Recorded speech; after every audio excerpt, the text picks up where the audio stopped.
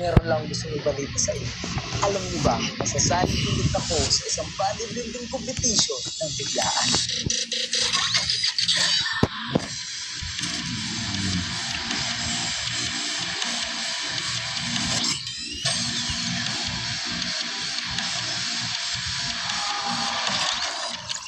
Bakit ba naging biglaan? Kasi last week mga kaibigan, nag-team training kami ng mga ka-team ko at kasama yung coach ko. So, nag-check kami ng conditioning ng katawan ko at sabi ng ka-team ko at ang coach ko, pwede na daw ilaro sa isang bodybuilding federation yung katawan ko. So, napaisip ako, sasali kaya ako. Pero guys, alam nyo ba na 1 week out na lang ako sa competition at hindi ko pa masyado na-practice yung posing. Pero basic na lang yan. Ipapractice lang natin yan ng mabuti. At guys, kaya naisipan ko rin na sumali dito kahit biglaan. Kasi confident ako. Pag sinabi ng coach ko na pwede nang ilaro, Coach, kamusta? What's up, bro? Ano ka na tayo training sa Sabado, baka pwede ka. Yung mga ibang lalaro din kasi pupunta. Baka sakaling maisipan mo din na compete na rin para makapagkaroon tayo ng vision. Sige coach, pero sa tingin ko, kaya ko naman Kaya mag-compete ng paano pa lang to, no? Warm-up show. Oo. Ano na lang yun coach? 1 week out? 1 week out. 1 week out ka lang yun. Kaya ko. Katrabaho lang ako doon. So, isa lang masarap. Hindi ka lang tinanong kung hindi sa tama. Ano ba yun? Kaya yun.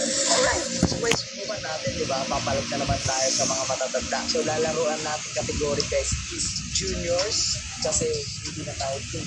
20 na tayo guys, so akyat na tayo ng division at dito tayo challenge ng sobra sa open division ng men's physique. So, we have 7 days left para mas mag-condition pa yung katawan natin. So, ang unang workout natin sa week bago ang competition, meron tayong push day, full day, legs, at upper body. So, mga kaibigan, sa Sunday na yung competition at let's go, simulan na agad natin ang ating workout. Alright mga kaibigan, this is the week before the competition. So, tignan natin ano pa yung work natin sa seconds.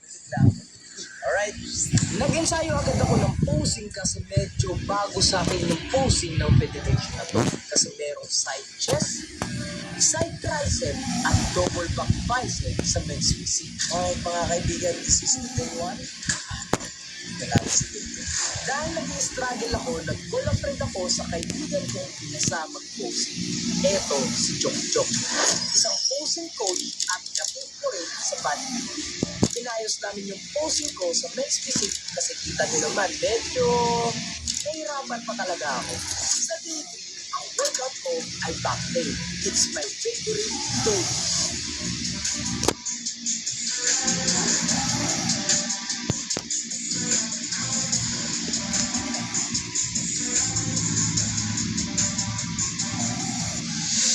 Practice pa rin ako ng posing.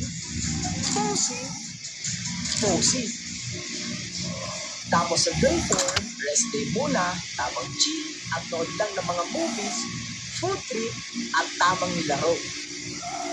Sa day 5, babanat naman tayo.